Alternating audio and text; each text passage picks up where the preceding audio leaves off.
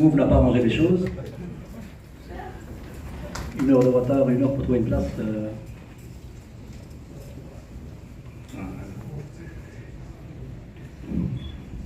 Donc, bonsoir à toutes et à tous. Je vous remercie pour votre présence au premier événement de l'ASBL Impact.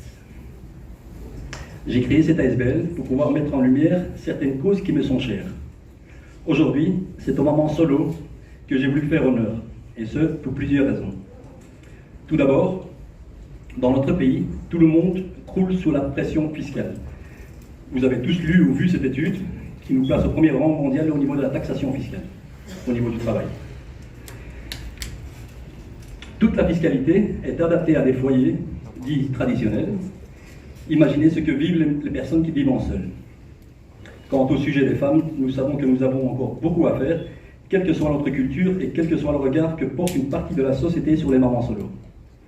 Il faut dire qu'une maman solo, c'est tout d'abord une maman courage.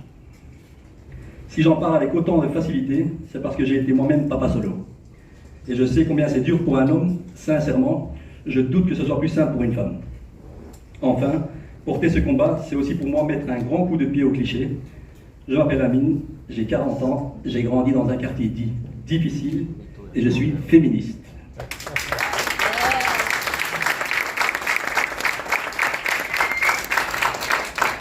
Sans plus tarder, je vais appeler Lila Gibran, responsable de l'ASBL Relais Maman Solo, qui va vous expliquer un petit peu le parcours du Maman Solo. Fonctionne. Excellent, il fonctionne. Bonsoir à tous. Voilà, tout d'abord, merci de nous avoir invités aujourd'hui pour prendre la parole sur la thématique de la monoparentalité. Alors, avant de commencer, on va donner un petit peu de chiffres, des statistiques en Belgique et plus particulièrement à Bruxelles. 85% des familles monoparentales sont représentées par des femmes. Derrière ces femmes, il y a des visages, il y a des histoires, il y a des combats. Et donc c'est en 2019 qu'on a commencé l'aventure où on était finalement un grand nombre de mamans à ne pas pouvoir toucher la pension alimentaire de l'ex-père, tout simplement parce qu'on travaillait et qu'on dépassait un barème modique, parce qu'au fond c'est 10 euros, 20 euros. Et donc on a dû s'organiser, on a dû écrire une lettre aux politiques, on a dû manifester, faire entendre nos voix pour que finalement en 2020, ce fameux plafond du CECAL, donc pour ceux qui ne savent pas ce que c'est le CECAL, c'est l'organisme qui permet, même s'il n'y a plus de plafond, et qu'on a obtenu cette victoire, ça ne résout pas le problème de la monoparentalité. Il y a un bruit.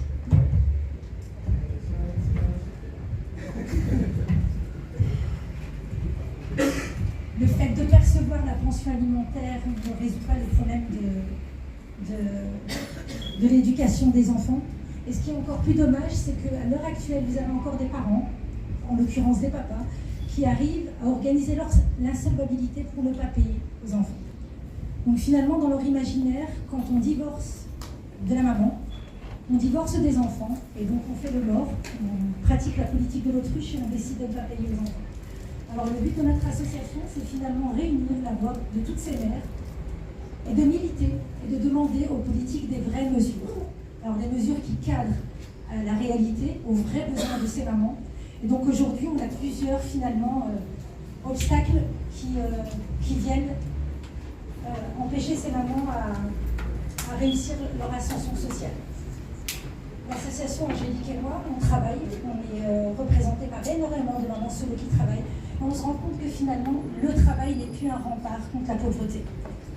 Bien au contraire, quand on travaille, finalement, on se heurte à différentes barrières qui nous empêchent finalement d'avoir accès à des aides sociales, à des prix concurrentiels, des prix pour les aides d'énergie. En tant que Française, moi je me pose la question finalement, ici en Belgique, est-ce qu'il y a vraiment un sens à pérenniser ce travail et finalement avoir ce... On ne travaille pas en fait juste 7 heures par jour. Quand on rentre à la maison, il y a encore un autre travail qu'on fait. Et ce travail-là, vous ne le voyez pas parce que le rideau il est fermé, on n'est plus au travail, on est à la maison. Et ce rythme-là qu'on a, en fait, il nous a à l'usure. C'est H24. On porte le poids de la charge mentale seul, on travaille, les finances seules, et on a l'impression finalement que l'État a oublié ses mamans. L'État a oublié ses mamans, on est victime de violences institutionnelles, on est victime de violences économiques, et on se pose la question à quel moment, finalement, il faudra réagir. Alors, quand j'ai parlé avec Amine et son équipe, on a voulu mettre un point essentiel sur ce fameux sécal. On aurait vraiment aimé que ce sécal, finalement, puisse travailler avec le ministère de la Justice afin que cette pension alimentaire ne soit plus juste une contribution alimentaire, mais pour ramener aussi le père dans le foyer. Parce que finalement, un enfant, on le fait à deux, il s'assume à deux, et si c'est finalement juste un problème d'argent, on peut avoir les enfants une semaine sur deux. On voit bien que c'est beaucoup plus vicieux que ça, et que finalement, certains pères aiment à détruire ce qu'ils n'ont pas réussi à faire auparavant. Alors, outre les pensions alimentaires non payées, vous avez aussi ce volet de surendettement. Un dossier qu'on a déposé à la table au Parlement, pas plus tard, je pense qu'il y a un mois. Il faut aussi savoir que quand le père ne paye pas de pension alimentaire, il y a énormément de cas aussi où le père il part avec un gros bagage, un gros sac à dos. Ce sac à dos, ça s'appelle les dettes. Donc, vous êtes un couple, vous contractez par exemple des dettes en commun, mais quand votre ex est insolvable, donc il ne peut pas payer de pension alimentaire, fatalement, les dettes, vous les assumez seuls. Alors on demande une attention particulière au gouvernement. On demande au gouvernement de prendre en considération finalement toutes ces violences économiques qui sont faites aux femmes et à un moment donné de pouvoir diviser les dettes afin que ces enfants ne soient plus marqués par la précarité. Parce que vouloir travailler, les mamans solo le font, le veulent. Faut-il encore avoir les moyens de pouvoir travailler? Parce que quand on va travailler et qu'on a la crèche à payer, la garderie scolaire, et qu'à côté les enfants sont privés finalement de la plus simple dignité, c'est-à-dire d'avoir des activités extrascolaires, de pouvoir partir en vacances et revenir, là aussi ça reste un luxe dans ces familles. Donc j'espère qu'avec vous ce soir on va lever le voile et sur le tabou de la monoparentalité, qu'on va arrêter aussi de stigmatiser les mamans solo en pensant simplement que on est maman solo et que finalement on n'est pas capable. J'invite moi tous les employeurs, les associations, Actiris, à venir rencontrer ces femmes et à découvrir le potentiel. Parce que finalement, je pense qu'on est 2 fois plus capable. On gère tout toute seule. On a un salaire. Tout ça seul. Et même dans l'entreprise, on se rend compte que finalement, on a presque ce don d'ubiquité. On est capable de se multiplier parce qu'en fait, on a cette horloge qui fait tic-tac, tic-tac, tic-tac. On est tellement speed, au final, qu'il faudrait avoir même cette campagne auprès des entreprises pour permettre à ces mamans de casser l'image qu'elles ne sont pas capables, que finalement elles ne viendront pas travailler parce que l'enfant est malade. Et je pense qu'il y a tout à refaire. On devrait reprendre tout depuis le début et revoir comment on peut aider ces femmes à reprendre le chemin du travail, mais surtout, j'insiste dessus, aider ces enfants derrière. Parce que derrière chaque femme pauvre, il y a des enfants pauvres. Et là, j'ai l'impression que souvent, en politique, on occulte cette réalité. On n'est pas là aujourd'hui pour prendre la parole pour nous, parce que ma foi, si on devait assumer tout ça toute seule, on en serait capable, mais on est là pour nos enfants, parce qu'ils n'ont rien demandé, ils n'ont pas demandé à avoir la séparation, ils n'ont pas demandé à subir ces violences économiques, et finalement ils le subissent de plein fouet, sans pouvoir prendre la parole, sans pouvoir remettre le coup. Et donc voilà, j'espère qu'avec Félicia, Delara et les autres, on pourra avoir un débat constructif. Et alors, pour les personnes qu'on connaît ici, on espère avancer avec vous pour un vrai statut des familles monoparentales, un statut qui puisse mettre à l'honneur les mamans, mais un statut surtout qui puisse leur redonner leur dignité. Je vous remercie et je passe le micro à Angélique.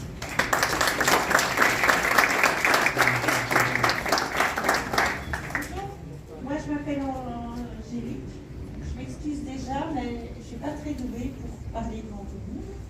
Voilà. Et alors, je fais partie de la SPL avec Samira.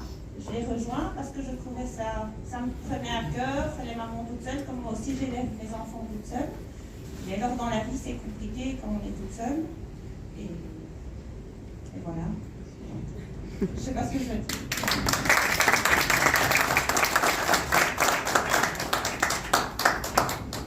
Le sujet dont on parle sans entendre les personnes concernées. Ça, c'est fait. Je vais laisser la parole à mes co-organisatrices, Félicia, tu peux me rejoindre, Delara, Elodie.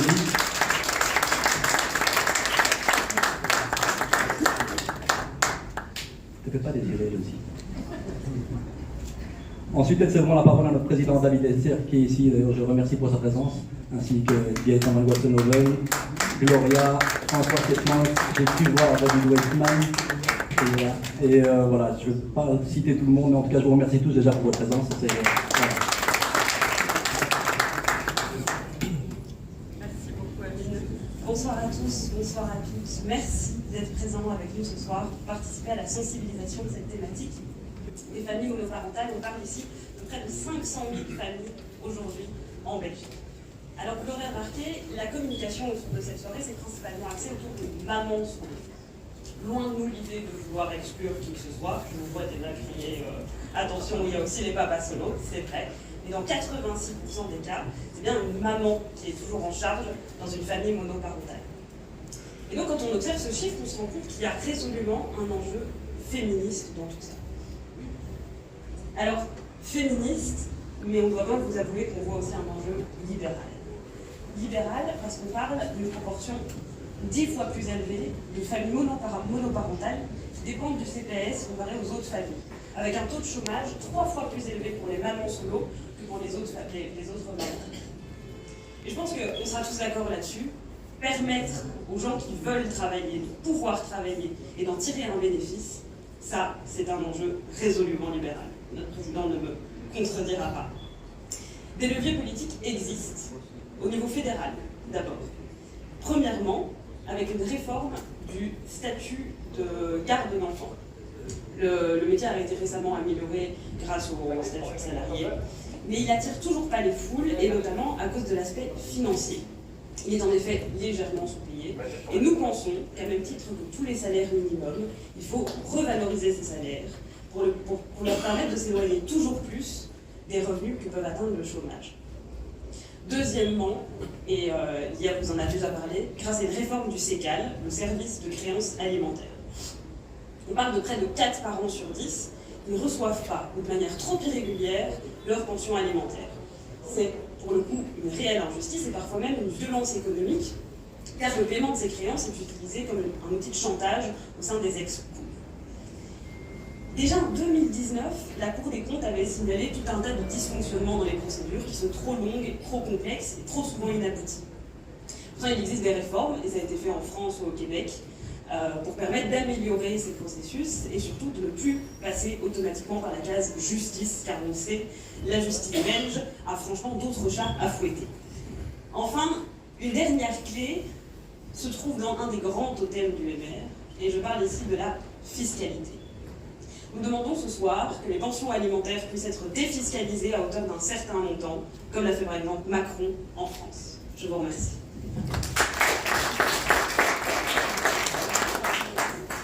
Bonsoir à tous. Je m'appelle Elodie Lompenda et je suis très heureuse d'être avec vous ce soir pour discuter d'une problématique qui est si importante, qui me tient à mes amis et à moi tellement à cœur. Alors nous sommes ici devant vous en tant qu'individus, avec chacune nos particularités, mais nous sommes aussi ici devant vous en tant que femmes. Et en tant que femmes, nous savons combien il est important d'être indépendante, notamment financièrement, pour pouvoir garder le total contrôle de sa vie. Alors, vous savez, c'est pas un secret, nous sommes des femmes libérales et donc pour nous, le travail, c'est vraiment la solution, c'est la clé. Pourquoi ? Parce que tout simplement, le travail nous permet d'exercer notre dignité, c'est ce qui nous permet d'être libres, mais je dirais surtout, c'est ce qui est pour nous la protection, je dirais même la meilleure des protections contre les accidents de la vie. Et ça, quand on est une maman solo, je pense que c'est encore plus important. Donc voilà, vous l'aurez compris, on milite vraiment pour que les mamans solo puissent travailler et travailler dans de meilleures conditions. Les choses ont été faites, des choses sont encore à faire et ça, on va encore le souligner. Comme on a entendu tout à l'heure lors du magnifique témoignage de Samira et de Lila, les mamans solo ne demandent pas à être assistées. Elles ont énormément de talent, elles regorgent de talent. Mais pour que leurs talents puissent se déployer, il faut que les politiques fassent leur part. Donc voilà quelques propositions vont suivre au niveau régional pour voir ce que l'on pourrait faire. Alors, au niveau de la région bruxelloise, nous plaidons pour plus de places d'accueil. Des places d'accueil ont été créées, mais il en faut plus. Il faut savoir que pour les enfants bruxellois, à peine 33% d'entre eux, qui ne sont pas encore en âge d'aller à la maternelle, bénéficient de places d'accueil. C'est massivement insuffisant. Il faut plus. Il faut investir beaucoup plus et surtout, il faut aussi investir dans le panel d'offres qualifiantes qui est mis à la disposition des parents et donc des mamans solo. Sans ça, on se dit que la politique d'activation, la mise à l'emploi des familles monoparentales ne va pas être un succès. Ensuite, on voudrait attirer l'attention sur les problèmes auxquels sont confrontées les mamans solo lorsqu'elles font face aux structures d'accueil. Je vais par exemple parler de ce qui m'a le plus interpellée, c'est au niveau des horaires. On oublie souvent que les horaires ne sont pas toujours adaptés, donc quand je parle des horaires des structures d'accueil ne sont pas toujours adaptés aux horaires de travail des parents des familles monoparentales. Et ce qui me touche le plus, ce qui m'interpelle le plus, c'est qu'on oublie aussi que les horaires d'accueil sont encore moins adaptés aux horaires de formation. Mais c'est un énorme problème pour une maman solo, par exemple, qui en dort, qui n'a pas d'emploi, qui souhaite suivre une formation, mais qui au final ne peut pas parce que son enfant ne peut pas être gardé pendant qu'elle devrait suivre la formation. Et donc, elle ne peut pas se réinsérer sur le marché de l'emploi. Donc ça, c'est vraiment hautement problématique et il est important de faire quelque chose en la matière. Alors, une autre proposition à laquelle nous avons réfléchi, c'est le fait de promouvoir les salles, les structures d'accueil plutôt, qui sont innovants. Les lieux d'accueil, comme on appelle les lieux d'accueil innovants. Je pense par exemple aux lieux d'accueil parents-enfants. Est-ce que quelqu'un a déjà entendu parler des lieux d'accueil parents-enfants ici? Oui? Non? Je vais l'expliquer du coup. Alors, les lieux d'accueil parents-enfants, c'est tout simplement des espaces où des parents peuvent se rendre avec leurs enfants. Et ça, c'est doublement bénéfique. Pourquoi? Parce qu'on remarque que dans certains quartiers, les parents sont isolés. Et aussi, lorsque les parents sont confrontés à une première natalité, en plus de la monoparentalité, ça pose un problème, ils sont parfois isolés. Donc ça leur permet de se retrouver, de se rencontrer. Et ça lutte contre l'isolement des parents. Et donc ça travaille pour le bien-être des parents. Et ça permet à des enfants, mais de jouer avec d'autres enfants avec lesquels ils n'auraient peut-être pas socialisé de manière générale, et donc ça crée vraiment un tissu social, donc c'est très très important. Donc il faudrait promouvoir de tels lieux en leur permettant d'être subventionnés par l'ONE, ce qui permettrait que les familles les moins favorisées puissent aussi en bénéficier. Et enfin, on voudrait plaider pour qu'il y ait plus de structures d'accueil flexibles à Bruxelles. Alors, je vais vous parler des crèches multi-accueil. Pour nous, ça a été un peu une sorte de coup de cœur. Pourquoi? Parce que les crèches multi-accueil, elles offrent un panel assez large en termes d'offres d'accueil. C'est pas seulement un accueil qui est proposé du lundi au vendredi, par exemple. Vous avez un accueil donc régulier, du lundi au vendredi. Et vous avez aussi un accueil qu'on appelle occasionnel. Donc, c'est le cas où, par exemple, votre nounou vous dit écoutez, la semaine prochaine, je ne sais pas venir. Et donc, du coup, vous savez vous arranger avec cette structure qui va garder votre enfant. Et en plus de ça, ces crèches multi-accueil proposent des accueils d'urgence. Donc là, c'est le cas, la grosse catastrophe. On vous appelle le jour même pour vous dire, la nounou vous appelle le jour même et vous dit, votre maman vous appelle le jour même pour vous dire, je ne peux pas garder ton bébé, ton enfant. Et donc, vous avez une solution de rechange. C'est très, très important parce que ça permet aux parents de rester au travail. Ça leur permet de rester l'esprit tranquille en plus, et ça leur permet vraiment de continuer à travailler à temps plein. Et donc, on plaide pour qu'il y ait plus de structures flexibles et plus de structures qui soient automatiquement sous la tutelle de l'ONE. Donc, j'espère que je n'ai pas parlé trop longtemps. Donc voilà, en gros, juste pour terminer, je vais dire, la société évolue, la flexibilité devient tout à petit la règle, et c'est important que les structures d'accueil se modernisent. Voilà, je vais laisser la parole à tous. Bonsoir à tous, et donc je voulais tout d'abord vous remercier à tous d'être là. Ce qu'on fait ici, ça me touche parce que je suis moi-même une maman isolée, mes enfants sont là. Et donc ça me touche parce que je suis confrontée tous les jours à cette problématique, je la vis tous les jours. J'ai tout le temps travaillé, mais je me suis toujours sentie comme étant un petit peu une victime de ce qui se passe en Belgique. Et donc ma mission ce soir est d'expliquer ce qu'on pourrait faire au niveau communal afin d'améliorer la vie des mamans isolées. Qui dit niveau communal, donc pense tout de suite au CPS. Donc le CPS, c'est l'interlocuteur numéro 1 des mamans qui ont des difficultés. Donc on peut aller au CPS et le CPS peut nous guider, peut nous expliquer quelles sont les aides disponibles. Mais le CPS peut également initier les choses. Donc on a un bel exemple à Neufchâteau. Donc le CPS de Neufchâteau a créé une garderie itinérante. Donc en fait ce qu'ils ont fait, c'est que ils ont engagé 2 puéricultrices qui se déplacent avec une camionnette qui est équipée. Et donc elles gardent les enfants de ces mamans solo. Si les mamans solo sont dans une situation de besoin, mais également si ces mamans solo ont juste envie de souffler. Donc ça, c'est une initiative qui émane du CPS. Et donc, des initiatives comme ça, on en veut plus. J'ai dit qu'on a des besoins spécifiques, j'ai dit CPS, mais ce que je veux surtout préciser, c'est qu'on ne veut pas qu'on soit assisté. On ne veut pas de l'assistance. On veut juste, si je peux résumer, en fait, on veut que 2 choses. On veut pouvoir déposer nos enfants dans un lieu sûr afin qu'on puisse aller travailler. Et ce que je veux surtout, c'est que le fait que je travaille ne me pénalise pas. Et malheureusement, j'ai souvent ressenti le contraire. Et donc, j'ai des exemples. Donc moi, souvent, on me dit, Félicia, en Belgique, en tant que maman solo, tu ne dois pas travailler. Il vaut mieux rester à la maison. Et on me l'a dit indirectement. On me l'a dit en janvier. Quand j'ai eu ma régularisation Electrabel, donc j'ai appelé Electrabel qui m'a dit oui, désolé, mais le tarif social, c'est pas pour vous. Vous avez un travail, donc je ne peux pas vous aider. Je l'ai vécu l'année passée quand j'ai acheté un appartement, à Anderlecht d'ailleurs.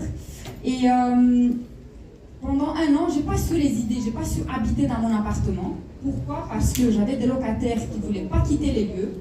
J'ai dû aller devant un juge de paix qui m'a dit « Mais madame, vous n'êtes pas assez vulnérable, vous avez un boulot, donc débrouillez-vous. » J'avais déjà donné le préavis à mon propriétaire, donc j'ai dû pendant 1 an habiter avec mes enfants dans une cave, dans un sous-sol. Bon, c'était pas un sous-sol, c'était un studio musical, mais les enfants, ils ont bien aimé. Mais tout ça, donc je le dis afin d'insister sur le fait que, donc à cause du fait que j'avais un travail, le juge a considéré que je n'étais pas assez vulnérable afin qu'il puisse me donner raison. Je le sens aussi quand je dois payer parfois la moitié de mon salaire en frais de justice, donc je paye un avocat parce que ça fait 4 ans que j'essaie de divorcer et voilà, c'est pas finalisé. Et si je demande une aide prodéo, naturellement, on me dit, mais madame, vous travaillez, vous êtes propriétaire, donc débrouillez-vous. Et donc, en tant que maman qui travaille et qui essaye de faire de mon mieux, je sens ceci comme une injustice et je sens ceci comme une violence économique. Et pour moi, je pense que c'est ici qu'il faut changer des choses et c'est ici qu'il faut qu'on bouge et qu'on prenne des initiatives. Et juste pour en finir, donc Élodie l'a déjà précisé, donc je pense que la solution la plus importante des mamans solo, c'est la formation. Donc il faut qu'on se forme, il faut qu'on bouge. Je l'ai fait moi-même, donc j'ai fait un master en cours du soir. À l'époque, je n'étais pas isolée, donc j'avais l'aide de ma famille. Mais je suis persuadée qu'actuellement, avec 2 enfants, je ne pourrais jamais le faire. On n'a pas de solution, sinon les abandonner dans ma famille, ce que je fais déjà assez souvent. Je tiens à le remercier pour ça. Et donc, pour ceci, en effet, on a besoin des places d'accueil qui sont adaptées. Donc, il faut que les choses changent. Et afin que les choses changent, il faut que le politique s'implique également. Et je pense que j'ai ici quelqu'un qui peut nous aider dans le changement. Et c'est David Leister, qui est président du MR bruxellois, que je vais inviter à nous rejoindre et qui va nous expliquer un petit peu qu'est-ce qu'on pourrait faire à ce niveau. Voilà. Merci à tous. L'imposteur, en fait. C'est que ce sont des témoignages poignants, Félicia, Élodie, Delara. Et je crois qu'on peut aussi accueillir la présence, après 2 heures de retard, de Jean-Louis Boucher, qui vient d'être merci, et qui a dû traverser Good Move. Et vous savez tous et tous en quoi ça peut être compliqué. Je ne serai pas très très long, mais simplement, la problématique des mamans solo, je la connais bien, puisque aussi bien ma grand-mère que ma propre mère ont traversé, pour l'une, une longue période de maman solo, pour l'autre, une plus petite période. Mais on voit à quel point, à un moment donné, le fait de se retrouver face à la solitude, face à une situation économique qui reste très souvent très précaire, et face derrière à cet instinct maternel fort poussé de dire « je dois en premier lieu protéger mes enfants et tout faire pour qu'ils puissent s'en sortir du mieux possible ». Ça, je l'ai vécu très près. Et pour ça, évidemment, ce combat que vous menez et cette mise en lumière que vous faites aujourd'hui des mamans solo est capitale. Et capitale parce qu'il y a jusqu'à quelques décennies, eu cette tendance à croire que les femmes ne travailleraient pas, qu'elles resteraient à la maison du début jusqu'à la fin. Et heureusement, depuis maintenant un temps certain, cette moitié du monde, cette moitié de la population veut travaille et veut travailler. Mais reconnaissons-le, les chiffres sont là. 50% à peu près aujourd'hui des familles sont des familles monoparentales, et dans ces 45-50%, 85% ce sont des femmes. Et donc 85% de ces 45-50%, ce sont des femmes qui se retrouvent à travailler, vouloir travailler, ou en parallèle devoir gérer 1, 2, 3 enfants. Et c'est quelque chose qui m'a frappé très rapidement lorsque j'ai eu la chance, et c'est toujours le cas aujourd'hui, de devenir président d'un CPS. Et je sais que le CPS ne doit pas être uniquement le seul levier, mais qu'on le veuille ou non, quand vous êtes une famille monoparentale, il est dit qu'il y a 10 fois plus de chances, 10 fois plus de chances que vous fassiez appel un jour ou l'autre, de manière temporaire, on l'espère, pérenne parfois, au CPS, pour un petit coup de main, un moyen coup de main, un grand coup de main. J'ai vécu des dizaines, voire des centaines d'exemples de mamans solo qui arrivaient au CPS, certaines qui devaient quitter leur job parce qu'en réalité, elles n'avaient pas d'autre choix, c'était de pouvoir s'occuper de leurs enfants en très bas âge, très bas âge. Et là, ça rejoint un élément qui est transversal dans les discours qu'on a entendus ce soir, c'est que non seulement ces mamans solo, elles veulent pouvoir s'occuper de leurs enfants, mais en fait, elles veulent aussi pouvoir travailler. Travailler pour pouvoir ramener des sous à la maison, protéger et aider encore mieux leurs enfants, travailler pour aussi donner un exemple aux enfants, pas rester à la maison. C'est le choix qu'on a du coup fait dans mon CPS, c'est de faire en sorte que, en tant que bon libéral, lorsque vous chutez, lorsque la vie vous fait trébucher, la société, là, vous tend la main. Là, la société doit vous aider. Elle doit vous aider non seulement à traverser la première phase de crise, le lendemain de la séparation, toutes les difficultés par rapport au divorce, toutes les difficultés par rapport aux enfants, à l'école des enfants, au déménagement souvent. Elle doit aussi vous aider à justement, rapidement, pouvoir réinsérer le marché de l'emploi si jamais ce n'est pas le cas, ou s'assurer que vous puissiez rester sur le marché de l'emploi si c'est compliqué. Au travers, entre autres, c'est vrai, de services d'accueil. Le premier point, c'est le soutien financier, je le passe. Le deuxième point, c'est le service d'accueil. On sait qu'il y a une difficulté grandissante pour de nombreuses mamans de pouvoir placer leur enfant quelques heures, quelques jours, soit quand elles travaillent, soit quand elles cherchent un travail. J'ai beaucoup de mamans qui sont venues me voir en disant « Moi, je voudrais bien trouver un travail, mais je ne sais pas partir pendant la journée, parce que mon enfant, il a quelques mois, il a 1 an, 2 ans, que voulez-vous que j'en fasse ?» C'est pour ça qu'on a développé, alors tu parlais de Neuchâteau, mais on a développé ce qu'on appelle des haltes garderies. Ce ne sont pas que des crèches, c'est vraiment des endroits où les mamans peuvent déposer leurs enfants, mais sans pour autant que ce soit un abonnement. Ils ne sont pas obligés d'y venir tous les jours, de la semaine ou toutes les semaines. Non, en fonction des recherches d'emploi, des disponibilités de formation parfois, on parvient à dégager un agenda pour que la maman puisse déposer son enfant le temps, soit de se former, soit de trouver un emploi, soit de trouver une situation qui est un peu plus pérenne, qui est plus certaine. Derrière ça, il y a aussi, je crois, un soutien psychologique qui doit être plus fort. Traverser une situation maman solo, je le sens, on le sait, c'est extrêmement lourd, c'est extrêmement compliqué. Et là, les pouvoirs publics peuvent aider à créer les réseaux, les services de réseautage qui vous permettent d'échanger, un peu comme ce soir, mais pas uniquement, qui vous permettent aussi de vous échanger les bonnes pratiques, les bonnes adresses, les bonnes astuces pour tenter de s'en sortir parce que c'est pas simple. Et là, je sais aussi qu'il y a énormément de réseaux tels quels qui se développent et ils sont extrêmement salutaires et on doit pouvoir les aider.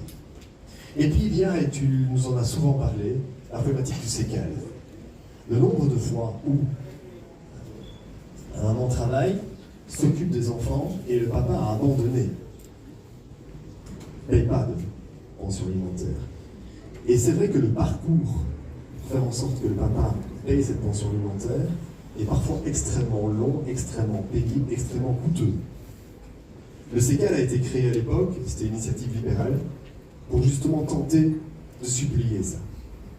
Il y a plusieurs marges de progression, plusieurs marges d'amélioration par rapport au sécal, on en a souvent parlé, pour faire en sorte qu'il endosse aussi un rôle plus fort d'intermédiaire. Aider la maman à plus rapidement pouvoir faire valoir ses droits quelque part. S'inspirer peut-être un peu plus du système français, je ne rentrerai pas dans les détails ici, mais qui permet de donner un peu plus d'étoffe au sécal et s'assurer que les mamans plus rapidement puissent avoir cette main tendue qu'est le sécal. Je ne rentrerai pas dans les technicités, mais je sais que tu as déposé un texte, tu as aidé à ce qu'on dépose un texte, et je crois qu'il vaut la peine en tout cas d'être profondément débattu. Mais derrière ça, et c'était ça qui était aussi peut-être le plus interpellant, c'est que, de manière plus générale, même si vous parvenez à continuer à travailler, même si vous parvenez à retrouver un travail après avoir traversé une période où vous l'avez perdu, où vous avez décidé de le quitter, ce que j'entends trop souvent, c'est que la différence entre le moment où vous étiez sans emploi, aidé par un soutien public, quel qu'il soit, que ce soit le chômage ou le CPS, et le salaire que vous touchez, qui parfois, c'est vrai, n'est pas un salaire temps plein, parce que vous décidez à juste titre de prendre un 3/4 temps ou de prendre un 4/5e, pour justement pouvoir gérer cette parentalité seule, que ce salaire-là est la différence entre ce que vous touchiez lorsque vous étiez allocataire social et maintenant travailleur, n'est pas du tout suffisant. Que limite, une fois que vous retirez tous les autres avantages sociaux, vous touchez même moins, gagnez même moins qu'avant. Et là, ça ne concerne pas que les mamans solo. C'est global, c'est général. J'irai plus loin. Vous avez aussi de nombreuses mamans solo qui sont indépendantes, qui sont des entrepreneurs, et qui doivent arrêter d'être indépendantes entrepreneurs parce que c'est devenu trop dur. Pourtant, Dieu sait, si vous êtes capable de gérer des enfants toute seule, après une séparation, après un divorce, c'est que vous avez une fameuse trempe d'entrepreneur. Vous êtes capable de gérer une boîte toute seule. Votre petite boîte, vous en créez une autre. Et vous lâchez ça. Alors que ce que vous voulez faire, c'est créer votre emploi. C'est créer de la richesse. C'est peut-être même créer des emplois. Mais parce que les charges sont trop élevées, parce que vous êtes amené à payer trop vite trop d'impôts, trop souvent, je l'ai vu autour de moi, les femmes ou les hommes même, qui recommencent à travailler ou qui travaillent, arrêtent. Parce que trouvent que c'est plus simple, c'était plus confortable lorsqu'ils étaient allocataires sociaux. Là, je suis désolé. Et tu l'as dit, tu viens de France, mais je peux te dire que nous, on vit ça en Belgique depuis trop longtemps.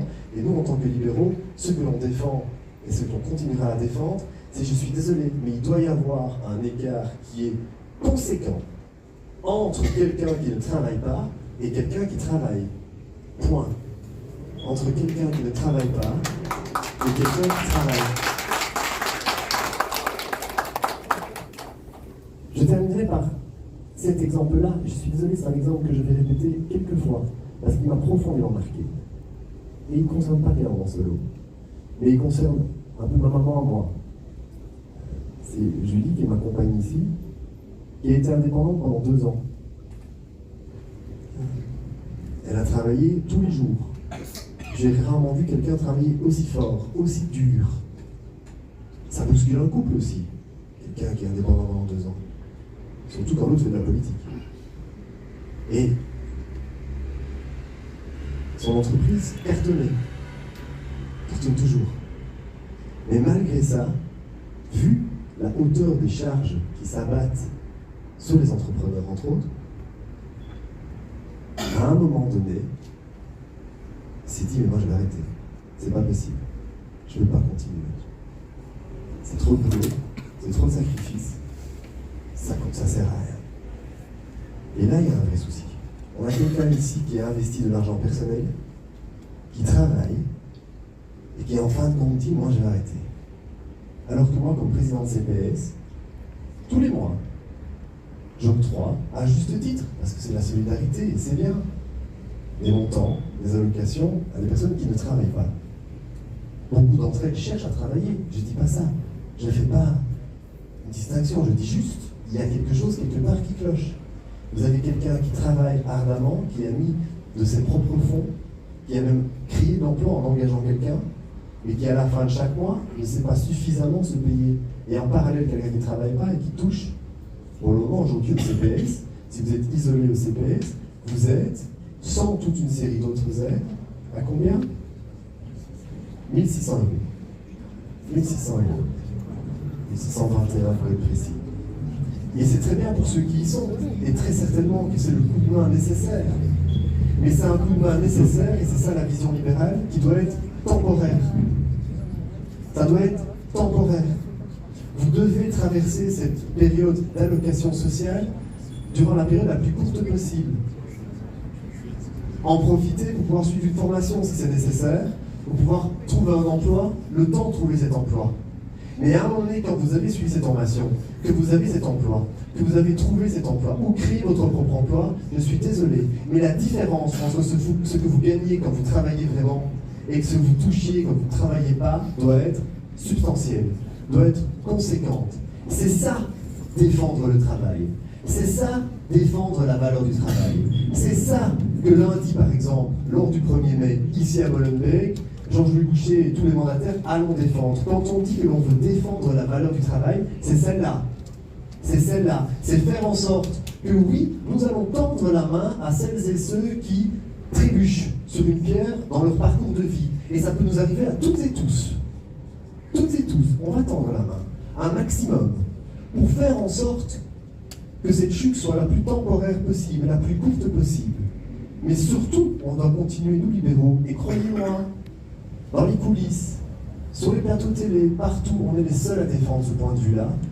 On doit faire en sorte que lorsque vous retrouvez enfin cet emploi, après avoir bénéficié de la solidarité, la différence de confort de vie, de qualité de vie, la différence entre ce que vous gagnez lorsque vous étiez allocataire social et ce que vous gagnez maintenant parce que vous travaillez, parce que vous vous levez tous les matins pour travailler, doit être beaucoup plus conséquente, beaucoup plus substantielle que ce qui est le cas aujourd'hui. C'est ça, mettre en valeur la valeur du travail, c'est ça, être un parti du travail. Concrètement, c'est ça, être un parti du travail, c'est ça que nous défendons, et c'est ça que nous voulons défendre aussi à Bruxelles. Et je terminerai par là. Bruxelles, c'est un taux d'emploi d'à peine 65%. C'est 85 000 personnes qui cherchent un emploi.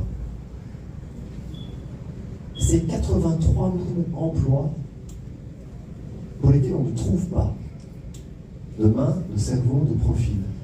85 000 d'un côté, 83 places, 3 000 places de libre de l'autre. Est-ce que vous ne croyez pas qu'il y a quelque chose qui pourrait être fait? Est-ce qu'il n'y a pas un match qu'on a loupé quelque part? Ça, c'est le cas. Depuis maintenant presque 20 ans à Bruxelles. Je suis désolé, mais si je fais de la politique, et si on va se battre, et si on va continuer à se battre dans les prochaines semaines, dans les prochains mois, c'est parce qu'on aime Bruxelles, parce qu'on croit en Bruxelles, dans les Bruxelloises et les Bruxellois, on sait qu'ils et qu'elles veulent travailler, qu'il y a de l'emploi, et pour ça, il faut des partis qui veulent justement valoriser l'emploi, valoriser le travail, pour faire de Bruxelles non plus la première région avec le taux de chômage le plus élevé d'Europe, la dernière région avec le taux d'emploi le plus élevé d'Europe aussi, malheureusement. Non. Bruxelles, non, c'est la capitale de l'Europe. On devrait être pionnière en la matière. C'est ici qu'on devrait créer le plus d'emplois. C'est ici qu'on devrait créer le plus d'entreprises. C'est ici que les mamans solo devraient se sentir le plus à l'aise, le plus confortable. C'est la capitale de l'Europe. Il nous reste 1 an pour vous convaincre, pour convaincre un maximum de personnes en dehors de cette salle. Merci beaucoup de mettre en lumière cette thématique ô combien importante. Courage, tenez bon. On a besoin de vous. On va continuer à vous aider un maximum. Merci pour votre attention. Voilà, bonsoir à toutes et à tous. Merci pour votre présence. Merci de me permettre de prendre la parole. Alors, il y a beaucoup de choses qui ont été dites, donc je ne vais pas être trop redondant. Je disais à Amine, en fait, voilà, quels sont les éléments complémentaires sur lesquels on pourrait parler. Je voulais peut-être prolonger de 2 éléments. Le premier, c'est la question du travail. Je sais que c'est pas du tout à la mode de dire ça, mais il n'y a pas de possibilité d'avoir une société heureuse s'il n'y a pas de travail. Et donc aujourd'hui, la plus grande difficulté des familles monoparentales, c'est qu'en fait le taux d'emploi parmi les familles monoparentales est inférieur à 40%. Donc ça veut dire qu'il n'y a que 6 parents il y a 6 parents sur 10 qui sont dans une situation de monoparentalité qui ne travaillent pas. Et donc, bien évidemment, la structure économique fait que derrière, on est plus en difficulté financièrement. Et c'est la même chose pour un pays. Moins vous avez de gens qui travaillent, plus les impôts sont élevés. C'est très facile à comprendre. Parce que s'il n'y avait pas beaucoup de gens qui travaillent, vous devez aller chercher beaucoup plus dans leur poche pour pouvoir financer l'État. Plus vous avez de gens qui travaillent, moins vous devez en prendre dans leur poche, parce qu'ils sont plus nombreux. Donc, vous répartissez le fardeau. Si vous êtes à 10 à pousser derrière un camion, il y a peu de chances qu'il avance. Et si vous êtes à 1000 à pousser derrière le camion, il y a des chances que le camion puisse avancer. C'est la même chose en matière de fiscalité. Et donc, ce qui est vraiment fondamental pour faire en sorte de retrouver un équilibre économique, c'est effectivement que les gens puissent travailler. Et là, tout à l'heure, on parlait d'espace pour accueillir les enfants, parce que c'est tout l'enjeu des familles monoparentales. Il faut bien comprendre que toute notre société a été conçue uniquement sur l'image du couple. C'est-à-dire, a priori au départ, à l'époque, papa, maman, des enfants. Et donc, toute la structure économique, toute la structure fiscale de la société a été conçue autour de ce modèle. C'est un modèle, en fait, qui date de Napoléon. Parce que Napoléon avait pensé que si chacune de ces familles se constituait comme ça, eh bien, elles allaient s'enrichir de génération en génération. Il se fait que les évolutions dans la société ont amené qu'on n'est plus sur ce modèle. Mais les structures de société n'ont pas nécessairement changé et n'ont pas évolué de la même manière. C'est pour ça que je disais qu'on travaille à l'augmentation du nombre de places en crèche, de places d'accueil. La Fédération Wallonie-Bruxelles a décidé la création de 5000 places, mais il faut être clair, pour le moment, sur ces 5000 places, c'est 3800 places en Wallonie, et il n'y a toujours pas d'accord avec la région bruxelloise pour que ça puisse être mis en œuvre. Donc ça, c'est la première des revendications, parce que ça ne sert à rien de promettre des allocations. Ça ne sert à rien de promettre des chèques. L'argent, il n'y en a plus. De toute façon, il n'y en a jamais d'argent. L'argent, pour en avoir, il faut le faire. Il faut le fabriquer. Et pour le fabriquer, il faut travailler. Et donc, on peut, et lors des campagnes électorales qui vont arriver, il y a plein de gens qui vont vous tenir certainement un discours qui est plus facile et plus agréable. C'est-à-dire, vous inquiétez pas, on va vous aider. Sauf que, vous inquiétez pas, on va vous aider, ça fait des années qu'on vous explique. Et donc, je pense qu'à un moment donné, il faut aussi oser dire la vérité aux gens. Et effectivement, pour permettre, en particulier aux familles monoparentales, de travailler, l'accessibilité des crèches est fondamentale. Et aujourd'hui, il y a une discrimination, c'est que si vous ne travaillez pas, vous avez la possibilité d'avoir une crèche gratuite, ou presque gratuite, et dès que vous allez commencer à travailler, en fait, vous allez devoir tellement payer votre crèche, qu'en fait, vous allez vous dire, il vaut mieux que l'enfant, je le garde moi. Et donc, on doit changer ce système. Et notre proposition, elle est assez simple, c'est de dire, de 1, priorité aux gens qui reviennent au travail, c'est-à-dire dans le nombre de jours d'accessibilité à la crèche, parce que quand on cherche un emploi, et ça c'est l'exemple que prenait David, eh bien des haltes sont plus intelligentes, c'est-à-dire des moments où vous pouvez laisser votre enfant, mais de façon plus limitée, le temps d'aller passer un entretien d'embauche, le temps d'aller passer un examen, mais peut-être pas tous les jours de toute la semaine, ça fait beaucoup. Là, il faut plutôt laisser la priorité aux gens qui travaillent. De travailler et que vous travaillez, vous êtes solidaire. Et il faut arrêter de dire que la solidarité, c'est juste de faire en sorte qu'il y ait des allocations. Non, quand on travaille, on est solidaire. Et donc, si la valeur profonde qui est celle qu'on partage ici, c'est celle de la solidarité, d'aider les gens qui sont en difficulté, eh bien, toutes celles et tous ceux qui sont en capacité de travailler doivent le faire. Et on ne doit pas toujours penser à soi. On doit aussi penser à la société. On doit aussi penser à sa famille. On doit aussi penser à ses proches. Et de se dire que quand on fait un choix, on ne doit pas le faire que pour soi. Et en ce qui concerne les mères célibataires, c'est véritablement, et on parle plus souvent des mamans célibataires parce que c'est elles qui sont les plus concernées. La question de la solidarité, c'est justement de mettre à disposition des services, je le disais, des places d'accueil qui leur permettent de libérer du temps pour pouvoir travailler, pour aussi pouvoir un peu s'occuper d'elles. Parce que c'est un élément qu'on oublie souvent, c'est que l'équilibre dans la vie fait que quand on est une famille monoparentale, en fait, il n'y a pas une seconde de congé. Il n'y a pas une seconde d'arrêt, en fait. Il n'y a jamais une seconde de repos. Parce qu'il faut bosser, Parce qu'il faut s'occuper des enfants, parce qu'il faut gérer les papiers, parce qu'il faut trouver pour les factures, parce qu'il faut régler plein de difficultés qui sont sur le côté. Et donc nous, notre volonté par rapport à ça, par rapport à ces places d'accueil, c'est de pouvoir décharger les familles. Bien sûr, la question du CECAL en ce qui concerne les pensions alimentaires, il devait savoir que sous ce gouvernement, on a fait en sorte que l'ensemble des pensions alimentaires, il n'y a plus de plafond, sont prises en charge par le CECAL. Ce qu'on veut faire, c'est de faire en sorte de renforcer la possibilité qu'aura le CECAL d'aller rechercher l'argent auprès, souvent ce sont des papas, mais pas toujours, mais en tout cas auprès des parents qui sont indélicats et qui ne respectent pas leurs obligations. C'est fondamental. C'est fondamental de responsabiliser chacun. Il y a trop de décisions de justice dans notre pays qui ne sont pas respectées et qui mettent en difficulté, les familles, mais aussi la société de façon plus globale. Le troisième élément qui est majeur pour venir en aide à ces familles monoparentales, c'est effectivement faire en sorte que, en particulier pour les plus bas salaires, il y ait une fiscalité qui soit plus faible. En Belgique, c'est pas compliqué. Vous pensez qu'on est riche à partir de combien? D'après vous, on est riche à partir de combien? Par an, allez, combien d'argent par an? Pour un travailleur? Ouais. Ça, moi je suis d'accord avec vous, mais vous êtes libéral, vous apparemment, vous pensez comme ça. Il n'y a que les libéraux qui pensent qu'on peut avoir l'argent auquel on a droit quand on travaille. 36 000. Par an, 36 000? Par an? Ah ben ok, alors vous ressemblez à l'État belge. Parce qu'en fait, l'État belge vous prend 50% de vos revenus dès que vous gagnez plus de 41 000 euros.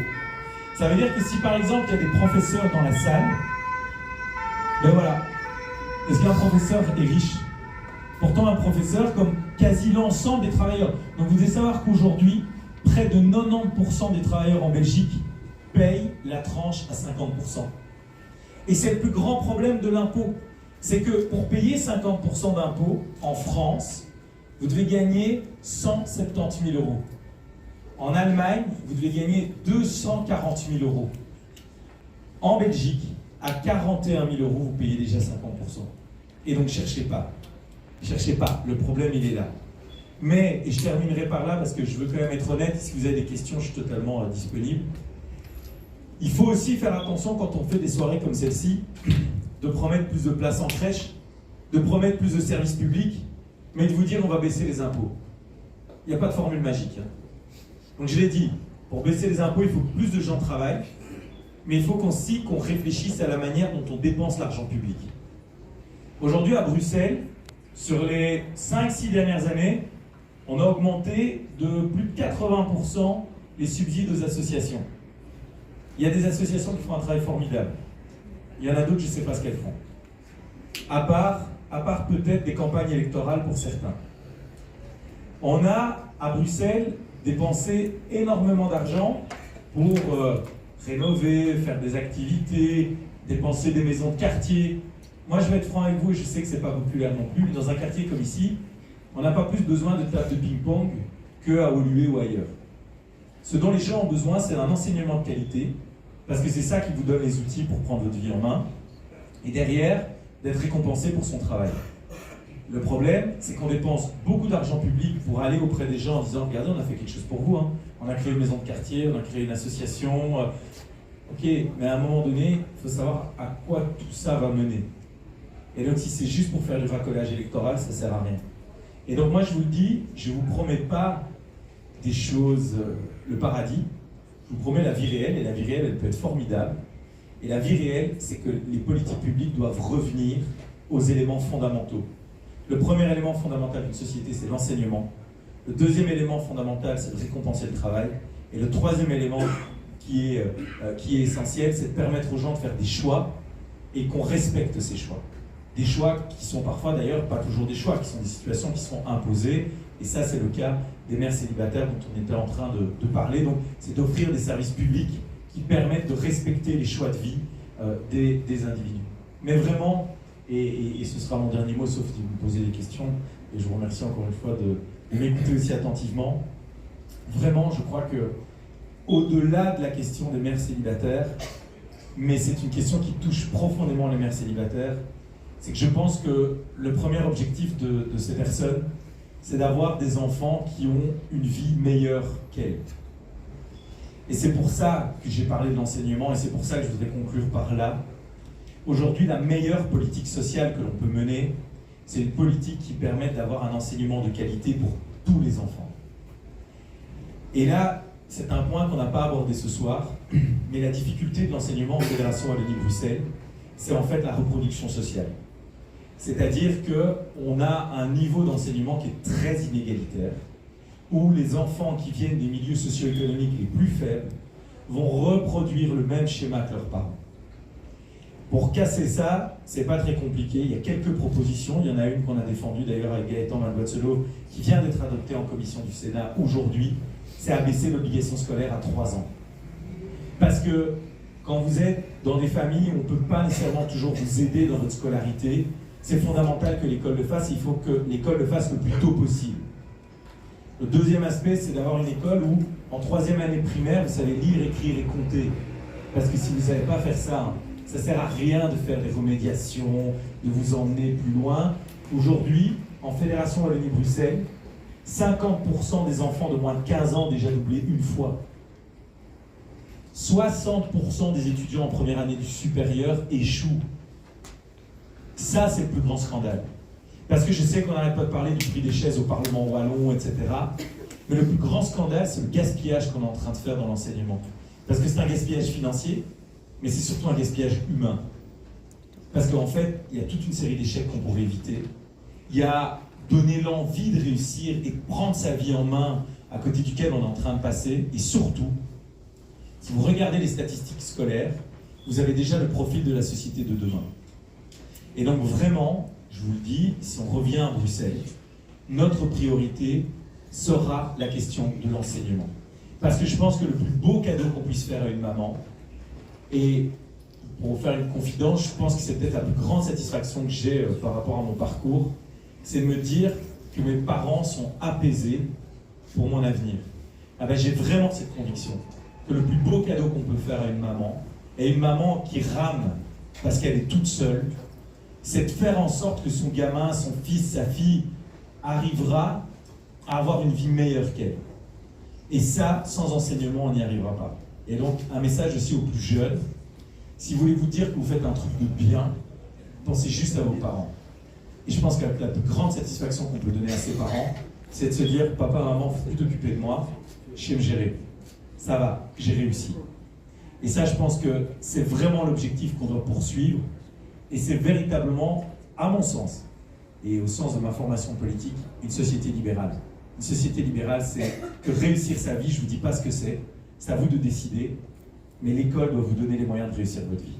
Je vous remercie. Le d'apprentissage chez un enfant, et parfois assez tard, il y a tout un travail à faire auprès des parents, parce que tous les parents ne l'acceptent pas de la même manière, ce qui fait que l'enfant se retrouve dans l'enseignement spécialisé à un âge où c'est très difficile de le ramener dans l'enseignement traditionnel.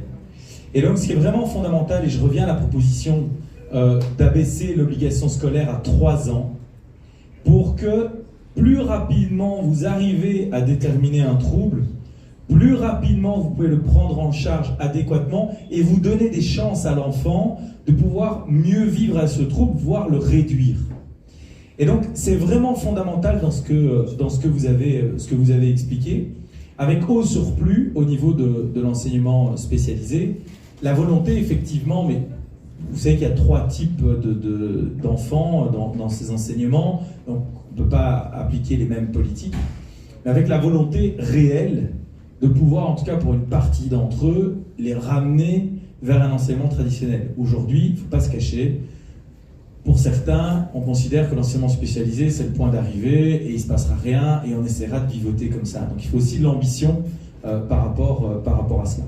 Un dernier mot, c'est que je peux vous dire aussi qu'il y a toute une série d'enfants et je crois que c'est quelque chose qui peut peut-être se produire un peu plus souvent dans des familles monoparentales.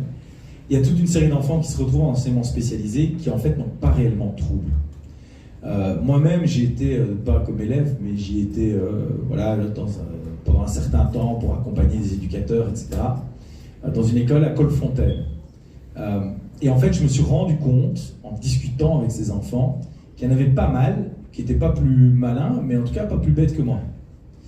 Mais en fait, ils se retrouvaient là. Pourquoi? Parce qu'ils vivaient dans des conditions où ils avaient des parents qui ne se levaient pas le matin, qui ne garantissaient pas une alimentation adéquate. On leur donnait un paquet de chips et puis voilà, tu fais ta journée comme ça. Ils n'avaient aucun référentiel parental qui les structure un petit peu. Et donc, le jour où à l'école on est venu faire les tests PMS, bien sûr qu'ils les ont ratés. Déjà, moi, je me suis toujours demandé ça servait à quoi ces histoires de carrés et de ronds, soi-disant pour déterminer votre QI. Rassurez-vous, quel que soit le chiffre qu'on vous a donné, ça ne veut rien dire. Enfin, moi, j'ai vu des mecs qui avaient des QI fous, j'ai toujours pas compris comment... Voilà, soit. Mais c'est comme pour tous, c'est ce que vous en faites qui compte, c'est pas ce que vous avez. Et donc, je crois vraiment que c'est important de distinguer le fait d'avoir un trouble d'apprentissage qui peut venir voilà, d'une difficulté dans la croissance, dans la formation ou autre, et de simplement venir d'un milieu social qui n'est pas structuré. Et là, c'est peut-être un pavé dans la mare, mais on pourra avoir un débat. La meilleure des politiques sociales, j'ai dit que c'était l'enseignement, mais c'est surtout qu'il faut maintenir plus longtemps les enfants à l'école sur une journée et sur une année. Aujourd'hui, si vous voulez donner la chance à des enfants, il faut avoir plus d'heures de cours. Pourquoi? Parce qu'après les heures de cours, même s'il y a la sieste à l'école parce qu'ils sont petits, mais qu'au moins on puisse les prendre en charge pour leurs devoirs, et pour certains, il y a même la question de l'internat. Mais aujourd'hui, il y a des familles qui sont aimantes, mais qui malheureusement n'ont pas la structure et le cadre suffisant pour permettre à un enfant de lui donner vraiment les chances de se développer. Et ça, c'est le rôle de l'État. Ça, c'est le rôle de l'État. Mais pour ça, ça demande des réformes au niveau de l'enseignement. Vous parlez du pacte d'excellence. C'est clair que ce n'est pas juste changer les dates des vacances. Hein. Mais je vous le dis déjà, celui qui va faire ces réformes-là, celui ou celle, il ne faut pas qu'il espère être élu après. Parce que tout le monde va se mettre contre lui. Quand vous allez expliquer qu'il faut avoir des horaires plus longs, quand vous allez expliquer qu'il y a certains parents qui vont dire non, mais votre enfant il va rester pendant une semaine en internat et puis il rentre près de chez vous le week-end, etc. J'entends déjà toutes les associations des droits de l'homme qui vont me traiter de fasciste, mais bon, j'ai l'habitude. Hein. Dès que vous dites aux gens qu'il faut travailler, vous êtes un fasciste en Belgique francophone, donc voilà. Mais à un moment donné, ce sont des réformes qui sont radicales, mais qui sont indispensables. Parce qu'aujourd'hui, on est vraiment en train de créer un gâchis, parce qu'il y a des enfants qui ont du talent, il y a des enfants qui ont des qualités, mais parce qu'ils ne sont pas nécessairement dans un milieu où on va les accompagner, ça va être une perte pour eux, pour la société. Et donc vraiment, moi, je suis un peu fatigué de toutes ces petites réformes, on va changer les dates des congés, machin. Il faut vraiment s'attaquer au cœur du problème. Et le cœur du problème, c'est que les enfants, et particulièrement en bas âge, doivent être aidés par l'école pour permettre leur épanouissement. C'est vraiment la clé d'une société d'égalité des chances. Je vous remercie. Donc c'est-à-dire, je vais recommencer là-bas. Je lui demande à papa de remettre la musique et je veux un tonnerre d'applaudissements, ok? Moi j'ai envie qu'on sente qu'on a arrêté de faire le ramadan par exemple. Je veux ce genre d'ambiance, ok? D'accord, maintenant. On est chaud ou pas? Oui. Je vous entends pas. Est-ce qu'on est chaud? Oui. Ok, je repars et c'est parti.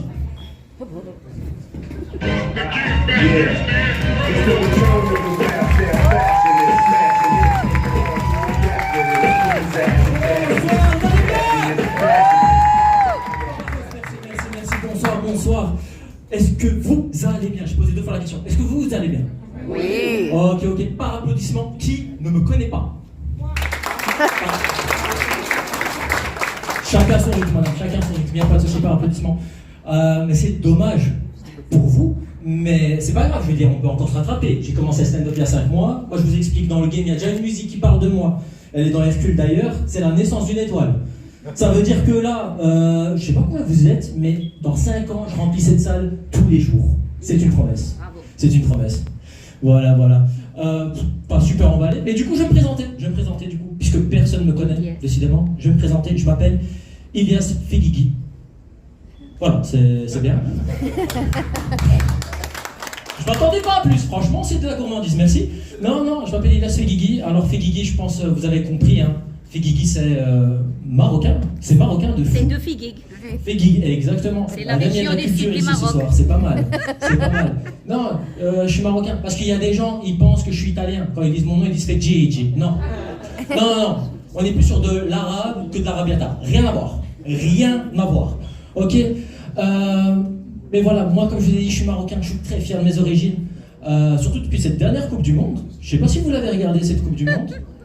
Non, décidément, depuis la disqualification de la Belgique. Mais on est arrivé 4e, tranquille. Franchement, bonne ambiance.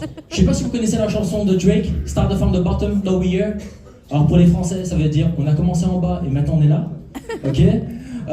L'équipe nationale du Maroc, elle a fait Start from the bottom, now we're here sur l'échelle de Drake, tu vois. Moi, je vous avoue, là, quand je vous vois là maintenant, moi, ma carrière, elle a fait Start from the bottom. But I'm still at the bottom because it's cool, I'm chilling, I have friends and family there. Tu vois, Inch'Allah, je suis là. Mais voilà, on en est là. Non, mais du coup, plus sérieusement, je suis très fier de mes origines parce que je trouve que le peuple marocain, c'est un peuple ambitieux. C'est un peuple persévérant. La preuve, on est top 1 en immigration à Bruxelles. Oui. Ouais. En dessous, il y a les Français, ils sont 2e. 2 étoiles, 2e à la FIFA, 2e en immigration. C'est votre chiffre. Franchement, c'est votre chiffre. Gardez-le, pensez-y. Non, je suis. Mais voilà. Mais après, Bruxelles, c'est pas une petite ligue. C'est pas une petite ligue. Bruxelles, c'est la 2e ville la plus cosmopolite au monde. C'est-à-dire qu'il y avait de la concurrence. Et le Maroc, la concurrence, il l'a amal, quoi, comme on dit chez nous. Il l'a amal. Alors pour ceux qui ne comprennent pas ce terme, ça veut dire remplir. Voilà, exactement, remplir. Et tu sens la galère quand, dans ta vie, tu te remplis tous les jours. Tu vois, on se nourrit pas, on se remplit. Parce qu'on n'est pas sûr du lendemain et tout. Donc voilà, vous êtes fatigué, vous faites encore un matin ce soir. C'est abusé. Je sais que j'ai eu une très longue première partie, Georges-Louis Boucher, on avait dit 10 minutes, pas 52. Et moi je savais même pas que j'allais avoir en première partie Georges-Louis Boucher. Hein. On peut l'applaudir quand même parce qu'il y a eu des choses assez intéressantes qui ont été dites. Franchement, il y a pas mal de choses dont je suis d'accord avec vous, franchement, on va pas se mentir. Du coup, je suis fatigué aussi, donc je regarde mon texte, voilà. Les aléas de la pro, tranquille. Ah là là, ok, Inch'Allah, je déverrouille ce téléphone. Voilà, ok. Oui, donc voilà, je disais Amal, tout à fait. Alors je pense que vous l'avez bien vu que j'ai Amal dans ma vie. Voilà. Après, je vous explique, moi j'avais pas ce corps avant le premier confinement. Ok, parce que moi, avant le premier confinement, j'avais un corps crédible. Moi, quand je vous parle du premier confinement, pour moi, c'était à 12 kilos, tu vois. Ah, moi, je vous parle d'un temps, c'était quand j'avais un menton. Vraiment, quand j'avais un menton. C'est-à-dire que là, maintenant, il y a un projet de famille qui veut se faire, tu vois. Mais à l'aise, je laisse là-bas pour l'intimité, tu vois, vraiment. Le bide, ça va, je gère. Le cul, bah le bide, ça va, je gère aussi, hein, vraiment. Le bide du public, c'est cool. Non. Voilà, je vois qu'on a encore les codes, ça fait plaisir, ça fait plaisir. Ok, non, moi le cul ça va, je gère, il y a juste ma meuf qui est complexe. Bah voilà, tu vois, maintenant je viens d'apprendre que je suis en concurrence avec elle, voilà. Mais le pire ça reste mes cuisses. Le pire ça reste mes cuisses. J'ai des cuisses, elles sont tellement grosses, mais comment vous dire, je marche, ça se frotte, ça s'irrite. Ça devient chaud, sa mère. Il y a un moment, le jean se trouve, il y a des étincelles qui sortent. C'est-à-dire que moi, dans la rue, tu me demandes du feu. Je te dis, mais attends, laisse-moi faire le tour du bloc. Je suis comme ça, je prends ta cigarette, je l'allume, on allume cigare. Tu vois, je te la remets comme ça. Et si c'est encore assez chaud, je te fais un panini, tu vois. Vraiment, j'ai un corps éclaté au sol. Éclaté au sol. Alors, je sais que ça ne se voit pas, mais je suis drôle. Mais j'ai pas été invité ici parce que je ne suis que drôle, tu vois. Parce que moi, en fait, moi aussi, je sais ce que c'est d'être mère célibataire. Ouais, ça ne se voit pas, hein, mais je sais. Je vous comprends. Parce qu'en fait, moi aussi, j'ai une mère qui est célibataire. Alors, c'est pas une annonce pour elle, hein, mais elle est célibataire, tu vois. Elle est célibataire. Je sais même plus ce que j'allais dire avec ça, mais voilà. Mais non, mais c'est pour vous dire, ça change une vie. Mais en fait, moi, j'aimerais faire un gros big up pour vous, les mères célibataires. J'aimerais faire un gros big up parce que, pour moi, vous êtes les femmes. Mais comment vous dire, mais vous avez des tripes, mais que je pourrais jamais avoir en 50 ans de vie, tu vois. Vous avez... Mais vous êtes des ouf. La vie de ma mère, vous êtes des ouf. Non, vous êtes des fous. Franchement, vous travaillez, vous faites mine de rien. Ok, pour moi, vous êtes des lionnes, vous êtes des battantes du quotidien. Ok, moi, ma mère, je vous explique tellement, c'est une battante. Ok, moi, quand elle a divorcé, elle a fait en sorte que qu'il n'y ait pas de manque. Elle a tout fait pour que je n'ai pas ce sentiment de manque. Ok, c'est-à-dire que moi, ma mère, pour vous montrer à quel point, voilà, ma mère, elle m'a fait croire que pasta bolognese, c'était un plat de luxe en Italie.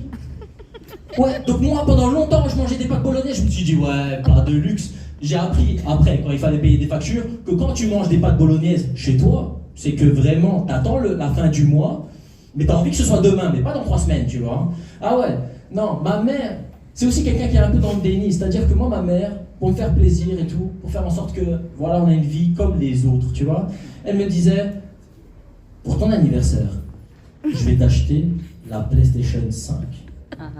J'avais 18 ans, ok?